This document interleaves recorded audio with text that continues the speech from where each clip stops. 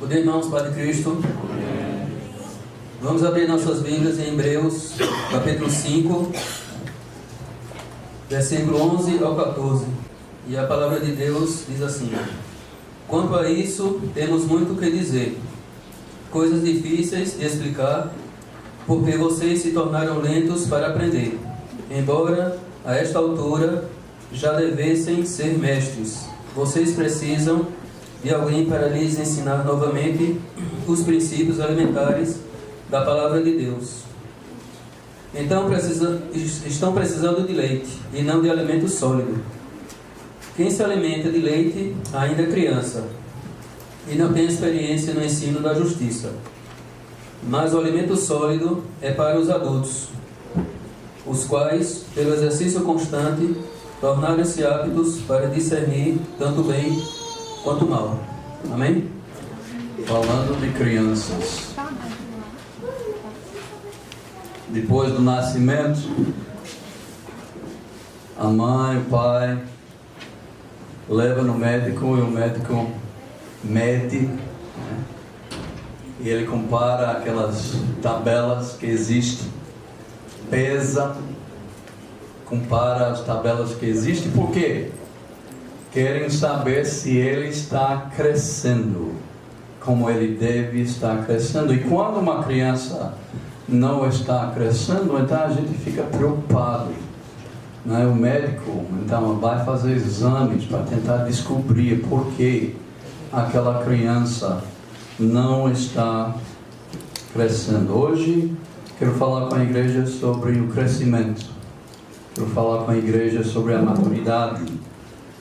Como pode ter uma igreja madura se não tiver cristãos maduros naquela igreja? No outro lado, pode ter uma igreja madura, mas com alguns membros imaturos.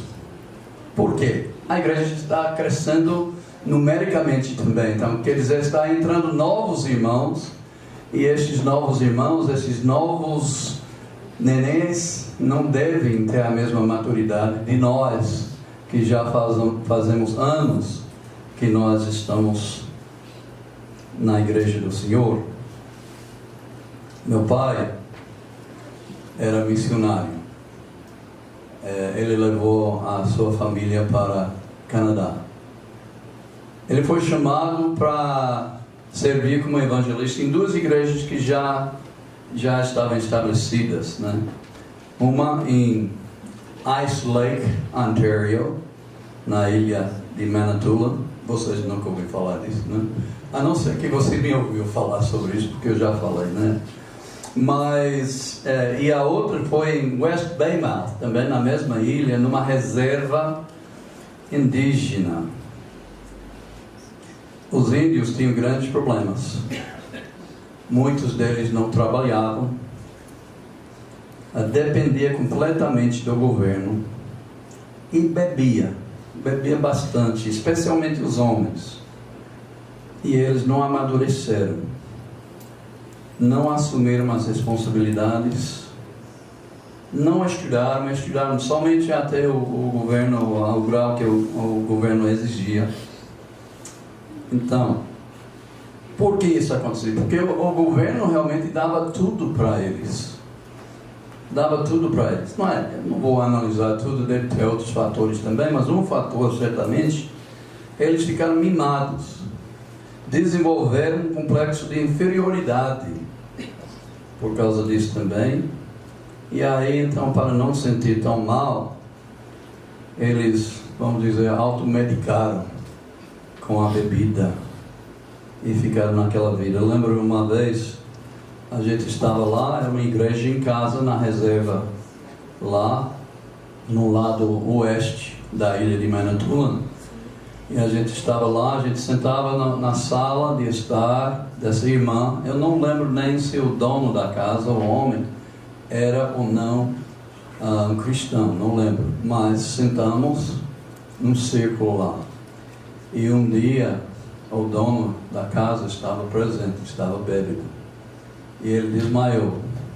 Caiu no centro durante o culto, caiu no meio do círculo. triste. Os homens se levantaram, pegaram ele, levaram ele até o quarto e colocaram ele em cima da cama.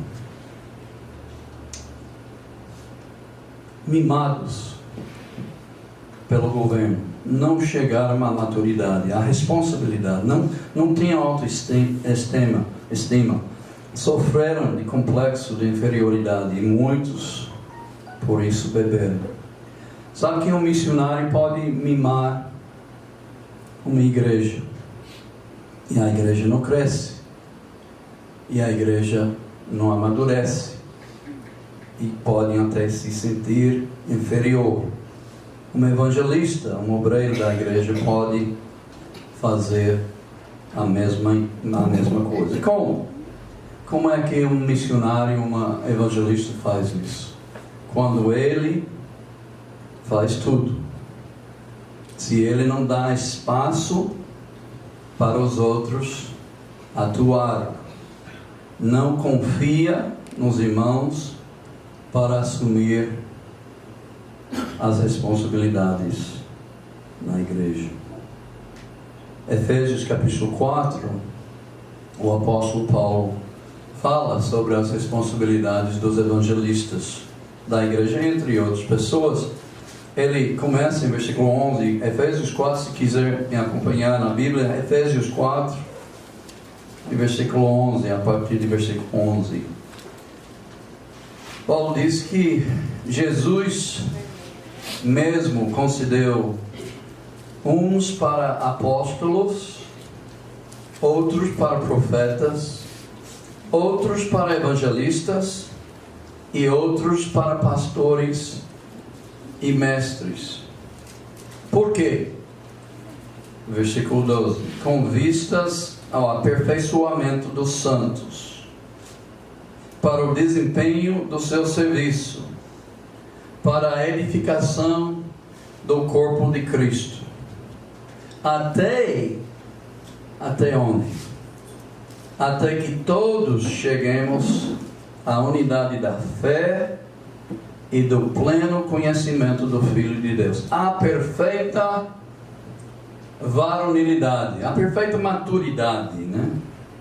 A medida da estatura da plenitude de Cristo, para que não mais sejamos como meninos, mas como adultos. Então, agitados, o menino agitado de um lado para outro e levados ao redor por todo o vento de doutrina, pela artimanha dos homens, que pela astúcia com que induzem ao erro. Então, como evangelistas e mestres, nós temos que aperfeiçoar os outros, os santos, chamado aqui. Para quê? Para cada santo desenvolver o seu serviço. Diz aqui, desempenho do seu serviço. Para edificar o corpo, ele disse aqui. Até a gente chega a ser bem unido, como um corpo bem ajustado. Ele até vai dizer isso mais tarde nessa mesma passagem, falando do corpo como deve ser bem ajustado, do pleno conhecimento, para chegar ao pleno conhecimento, a perfeita varonilidade. Ele falou, geralmente isso se refere aos homens, mas eu diria que cada pessoa na igreja tem que amadurecer também a perfeita maturidade. Não sejamos mais como meninos e meninas, mas que sejamos maduros na doutrina. Na verdade, o progresso dos irmãos da igreja deve ser assim. Assim como foi lido em Hebreus capítulo 5, a partir de versículo 11 também. Hebreus 5 e 11. João leu para nós, eu vou ler novamente. A esse respeito, temos muitas coisas que dizer e difíceis de explicar.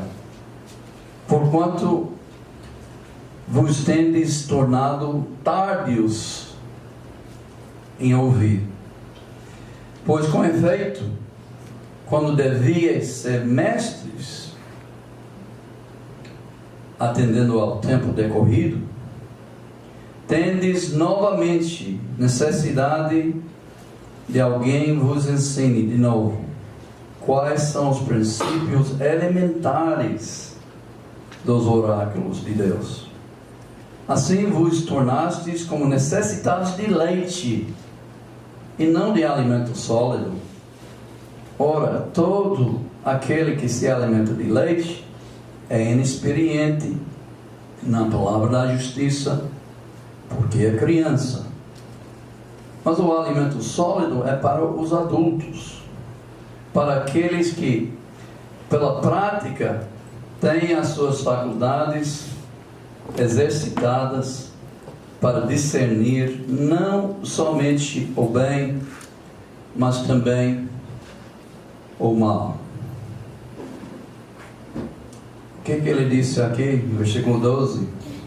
Quando devias ser mestres, tem a necessidade de alguém vos ensine de novo. E nos ensine de novo o que? Os princípios elementares, os princípios que vocês começaram desde o primeiro dia que vocês começaram a conhecer Jesus Cristo. Os princípios elementares.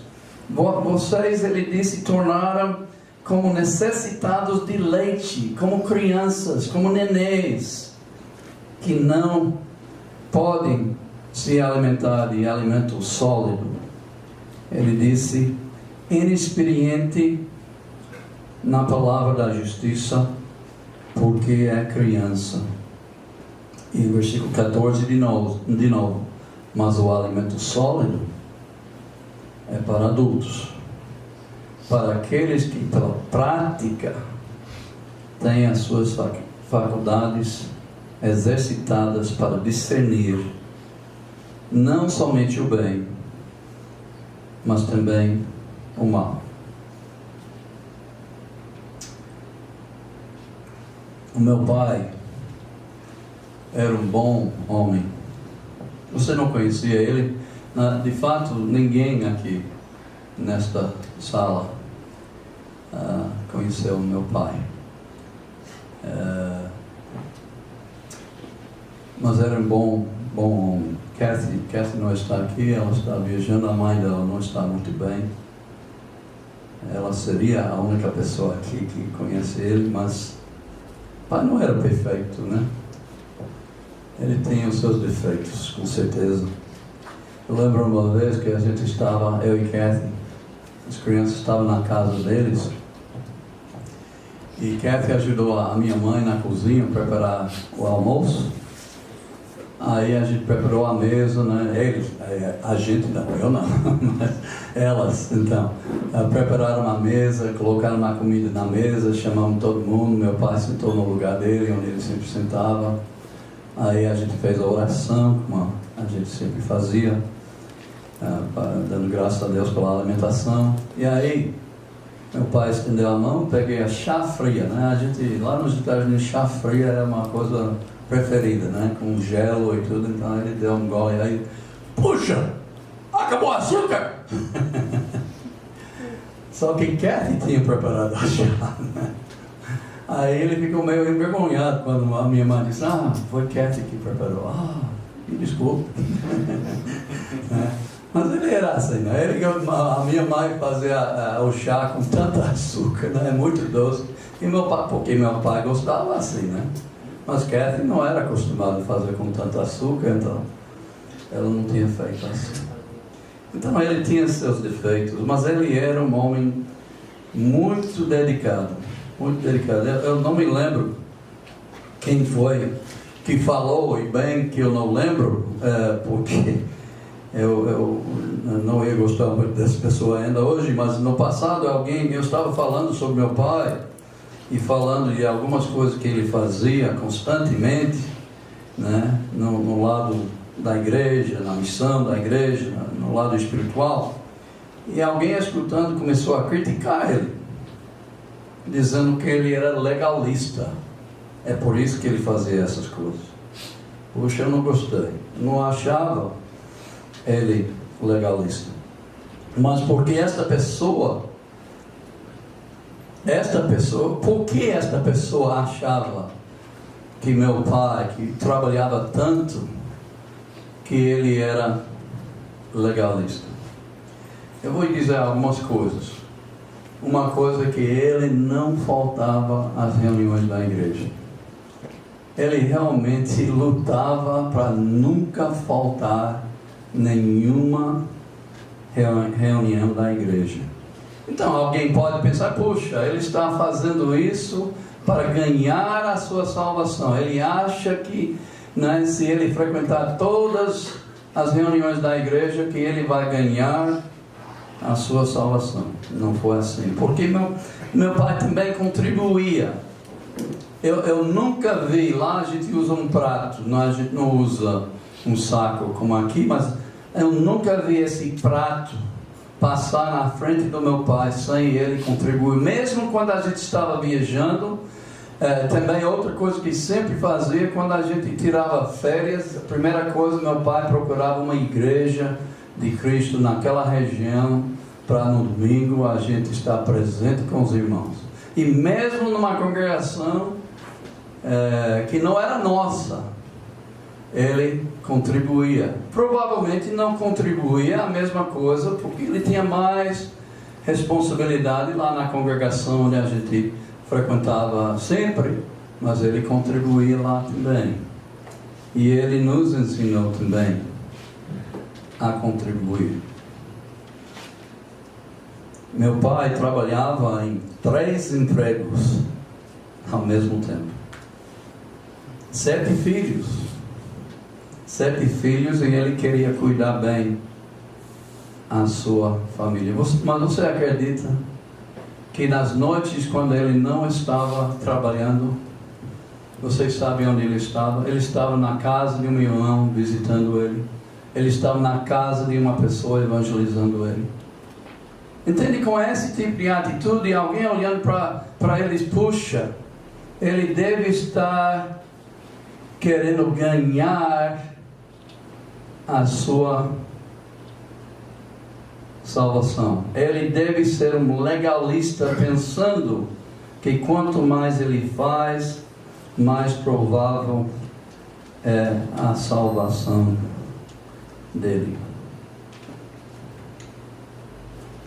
Grande diferença, irmãos, entre compromisso, dedicação e legalismo. O que é legalismo? Nós conhecemos a passagem em Efésios 2:8, porque pela graça sois salvos, mediante a fé. Isto não vem de vós, a salvação. É dom de Deus. É dom de Deus, não de obras. Aquela pessoa que acha que pelas obras vai ganhar o favor de Deus e vai ser salvo, este sim, eu creio que pode ser considerado um legalista.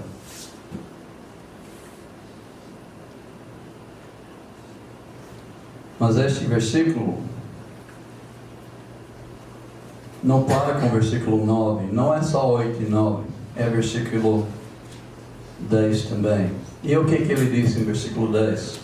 Pois somos feitura dele. Então, depois que nós nos tornamos salvos pela nossa fé, mediante a nossa fé, versículo 10, pois somos feitura dele. Ele pega a gente e ele nos dá um novo propósito em nossas vidas. Pois somos feitura dele, criados em Cristo Jesus para quê? Para boas obras. Nós existimos agora na igreja para estar ocupado fazendo boas obras. Agora, tem coisas que meu pai fazia que nós, talvez vocês, alguns de vocês, nem sabem fazer. Aí vem o crescimento, aí vem a maturidade, aí vem o que ele diz em Hebreus, pelo tempo decorrido. Agora, quanto é esse tempo, eu não sei. Mas será que é 20 anos? Será que é 15 anos? Será que é 10 anos? Será que é 5 anos? Mas pelo tempo corrido, vocês devem ser mestres. Mas é necessário que alguém volta e ensina vocês os princípios básicos. Meu pai sabia que ele era um homem criado em Cristo Jesus para boas obras. E ele andava fazendo estas coisas, vivendo o Evangelho com compromisso e dedicação. E outra palavra que eu posso usar aqui é com responsabilidade. Meu pai era um discípulo de Jesus Cristo responsável. Claro que alguém pode achar que pelas obras será salvo. Mas está errado. Está errado. Mas alguém pode entender também que todas as boas obras não me faz merecedor da salvação. Porém, vou me dedicar ao serviço para mostrar minha gratidão a Deus pela salvação que Ele me deu. Creio que este é um retrato do meu pai, comprometido, dedicado, servo, atuante, zeloso pelas coisas de Deus, um homem maduro em Cristo Jesus. Meus irmãos, nós temos que crescer, nós temos que chegar a ser cristãos maduros, nós temos que nos tornar mestres para ensinar outros a nossa missão. Nós temos que estar prontos para servir e prontos para defender a sã doutrina. Maturidade. Vamos lá crescendo. Amém.